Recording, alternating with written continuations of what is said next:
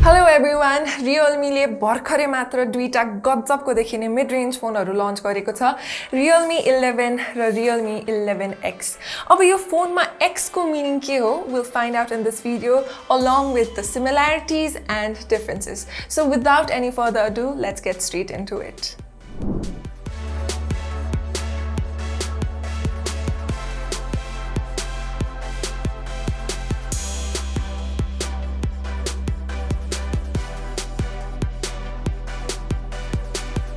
Unboxing गरेर हेर्दा we can find quite a few of accessories and the phone of course. यी दुईटा फोनहरुको accessories चाहिँ almost same नै छ except the charger.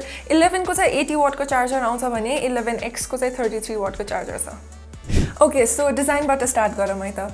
Realme 11 is available in color of glory gold and glory black. त्यसरी नै 11x is available in stunning purple dawn and midnight black. Physically हेर्ने हो भने मलाई यी दुईटै फोनको डिजाइन र feel चाहिँ उस्तै नै लाग्यो. Even if you look at the camera, the design is quite similar. अनि यो back panel को reflective pattern पनि same नै छ. If you look at the side, दुईटै फोनको flat नै छ. अलिकता कस्तो iPhone को जस्तो vibe आयो मलाई चाहिँ. And the overall build is also made up of plastic. यी दुईटै फोनको right side मा हेर्ने हो भने you can find a power button which is also integrated fingerprint scanner. त्यसको माथि छ एउटा volume rocker र त्यसैगरी left side मा there is SIM tray slot. Top मा हेर्ने हो भने there is a secondary microphone र त्यसैगरी bottom मा you can find a headphone jack, primary microphone, USB Type-C port and speaker grill. Personally भन्नुपर्दा overall design यो प्लास्टिकले बनेको भए पनि हेर्दा अनि समात्दा चाहिँ मलाई प्रिमियम नै feel भयो. And also to talk about the sides, since it's flat, अलिकता grippy छ अनि त्यो समात्दाखेरि पनि अलि confident feel हुन्छ, त्यो खस्ने डर हुँदैन. And another thing that I noticed is 11x को side चाहिँ अलिकता texture finish छ भने 11 को चाहिँ completely glossy finish छ. Display को कुरा गर्ने हो भने दुवैको same features नै छ as both of them has 6.72 standard LCD display, FHD resolution and 6 level dynamic refresh rate.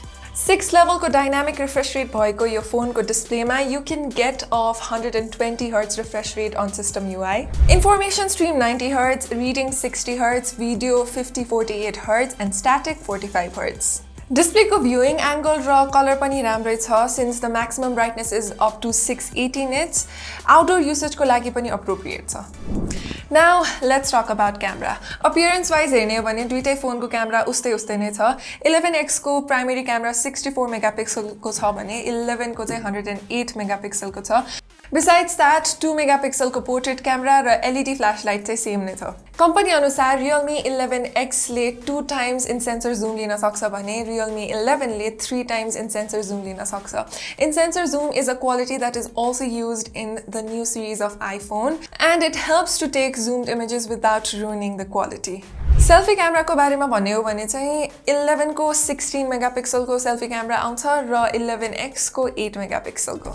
यो फोनबाट फोटोज चाहिँ कस्तो आउँछ let's find out as we take selfie together अनि rear camera बाट पनि खिचेको फोटोजहरु हामी स्क्रिनमा प्रोवाइड गर्छौं. Do provide us with your feedback.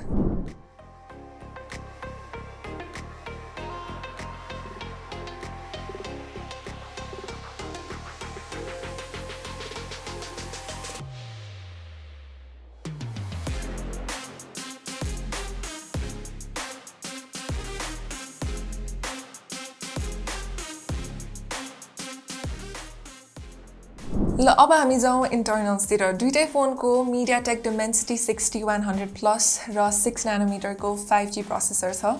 Realme 11x चाहिँ 8 128GB को भेरिएन्ट मा अवेलेबल छ भने Realme 11 चाहिँ 8 256GB को भेरिएन्ट मा अवेलेबल छ.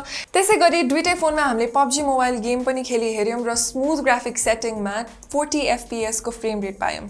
Now let's move on to the UI and OS. Out of the box, दुईटै फोनमा Android 13 version को OS with Realme UI 4.0 को skin पाउन सक्नुहुनेछ. Realme Nepal अनुसार दुईटै फोनमा 2 major Android OS update र 3 years सम्मको security update पनि पाउन सक्नुहुनेछ. 120 Hz को display भएकोले चाहिँ everything feels buttery smooth from app opening to app switching. But having said that, bloatwares हरु पनि टन्नै छ, which is a bit annoying because अलि धेरै नै नम्बरमा देखे मैले चाहिँ, but it can be easily uninstalled. Gyro sensor पनि available छ which works perfectly fine. Now let's talk about the battery. दुईटैको 5000 mAh को battery छ तर charging capacity चाहिँ अलिकता different छ. 11x को चाहिँ 33 watt को charging capacity छ भने 11 को 67 watt को. Price को कुरा गर्ने हो भने नेपालमा Realme 11x चाहिँ 30000 मा आउँछ र 11 चाहिँ 40000 मा आउँछ. Now coming to the conclusion. Realme 11 बाट खिचेको picture को quality पनि better छ र charge पनि छिटो हुन्छ, but you need to pay 10,000 more for that. Market को अरु competitors फोनहरुसँग compare गर्ने हो भने Realme को यो version मा चाहिँ OIS र AMOLED display को कमी देखिन्छ. These are just my thoughts. If you agree with it or disagree with it, do let us know down in the comment section below. आजको लागि यति नै. Don't forget to like, share and subscribe. This is me Asha signing off. See you in the next video.